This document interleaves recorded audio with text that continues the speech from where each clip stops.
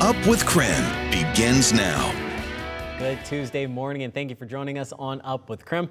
I'm Brandon T. Jones, and we also want to welcome you in if you're streaming us on KREM 2 Plus. We'll start by getting right on over to the Weather Center because that's where meteorologist Thomas Patrick is standing by, keeping us up to date with all of the latest weather information. Thomas, how you doing? Yeah, I'm doing great, and good morning to you, Brandon, and everybody watching early on with us. Pretty easygoing day today. We're still got clear skies, still cold and frosty in the morning. You might still have to scrape some of the ice and frost off your windshield if your car is parked outside, but that's kind of been the standard for the past week and change for the inland Northwest. So like you see, 17 in Spokane, 15 in Coeur d'Alene, still 20 in Pullman and Ritzville, so not too bad in some areas. It's really just kind of getting used to it as of this point. But we've been getting used to the sunshine, and still more sunshine in our forecast today. Afternoon high of 34 degrees, so no change there. The changes come later on in the week, and that's what I'll be tracking later on in your full forecast. All right, thanks for those updates, Thomas. We'll check back in with you later in the show. As for right now, this is a live look at Highway 395 in North Spokane. Looks like things are nice and calm as this morning gets underway. Not too many cars out there on the road at this particular point, but here on Up with KREM, we bring you weather and traffic together every 30 minutes. Well, this morning, we now know the identity of the 13-year-old killed in a Hilliard shooting over the weekend. Spokane police found 13-year-old Gavin Looper on Heroy Ave with multiple gunshot wounds. He later died at the hospital. The medical examiner says the manner of death is homicide. And on the night of his death, Gavin's family held a candlelight vigil at Hard Park to honor his memory. Gavin's mother shared a statement with KREM 2 showing appreciation to the community, saying, "No one wants this tragedy, but it's bittersweet to see the community really show up for us, to see how many lives my sweet boy reached." She goes on to say, "I just want everyone to remember my silly, kind boy for who he was, a beautiful soul and a great kid, not for this tragedy. Also want people to know he has loving and present parents and he's a great kid."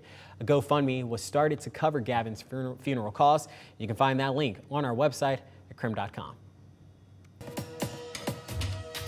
This morning, Idaho legislators' request to try to get the U.S. Supreme Court to reconsider its ruling on same-sex marriage is moving to the next step. Yesterday, the Idaho House passed House Joint Memorial 1 and is now headed to the Senate side of the Idaho State House.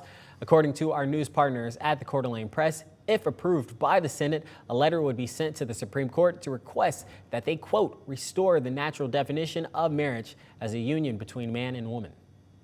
It's a bold thing to do in this time and culture that we're living in, but it means it's the right thing to do.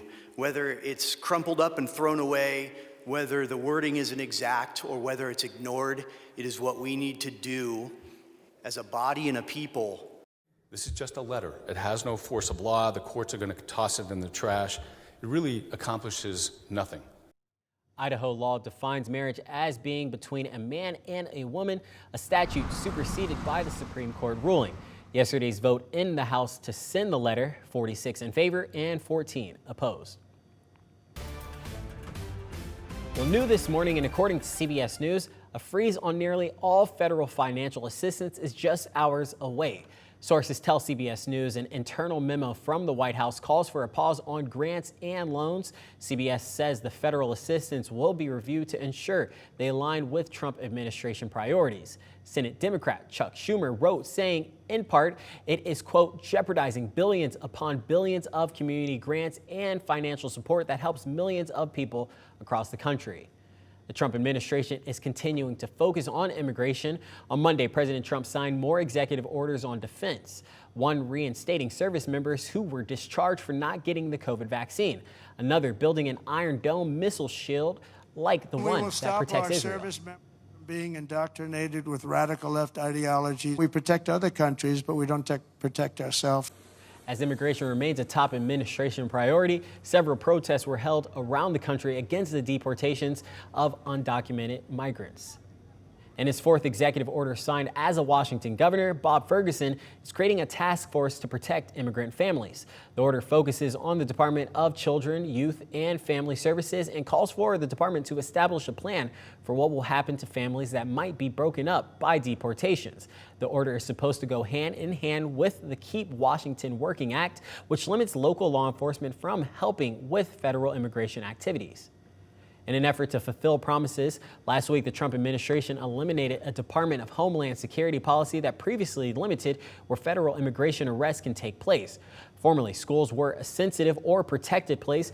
Now schools in the inland Northwest are raising flags with the main concern keeping campuses a safe place that students can learn in a positive environment. KREM 2 spoke with Latinos in Spokane, the group saying it's imperative for schools to keep normality. Kids are going to go through learning and joy and be in community together. So I think all of us need to make sure that that continues so that we don't have that disruption. Local school districts in our region echoing this sentiment. The Freitas School District says staff cannot assist or facilitate immigration enforcement without a valid warrant, while the Soap Lake School District said they are committed to all students feeling safe, valued, and accepted. President Trump also signed an executive order that redesigns the refugee admissions program, the order affecting a local organization here in the inland Northwest. KREM 2's Connor McAvoy found out how the World Relief and a local business owner are taking in the change. Igor York owns Cedar Coffee on North Monroe Street with his wife. Coffee brings enjoy for me and a lot of people. He came to America from Ukraine nearly 10 years ago at the beginning of the Russo-Ukrainian War. The war started for me 2014, and I started looking for where can I go. He says the process to become a U.S. citizen and Spokane business owner was made easier thanks to World Relief Spokane. It's an agency through the federal government designed to help those coming to Spokane from other countries. We assist people in moving to Spokane from, this year, over 51 countries around the world. It's an invitation Executive Director Christy Armstrong says isn't available anymore. This is after President Trump signed an executive order the day he took office for his second term, suspending the United States Refugee Admissions Program. The order says the United States lacks the ability to absorb the amount of people coming into this country, adding it compromises resources for Americans. This means refugees who planned on coming to the U.S. won't be allowed in for 90 days while changes in the policy are made. Armstrong says from October of last year to September of this year, the agency was expecting 750 new refugees in the Spokane area, but this order prevents that. Just a little over 300 of them have actually arrived. The rest of them will not be coming until that executive order is changed or the suspension is lifted.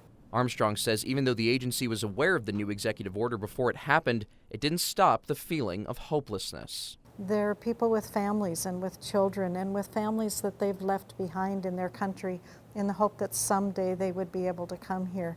York is sad to see the new order. I not envy the people who just wait for document and they should be in America in a couple months, but now it's closed the door. He hopes the stalled resettlement of the more than 400 refugees doesn't last for long, hoping any future changes to the program make it easier for refugees. I love American dream. If people have a dream in America, you are welcome. Citizens have to do right and good for this country. Connor McAvoy, KREM 2 News.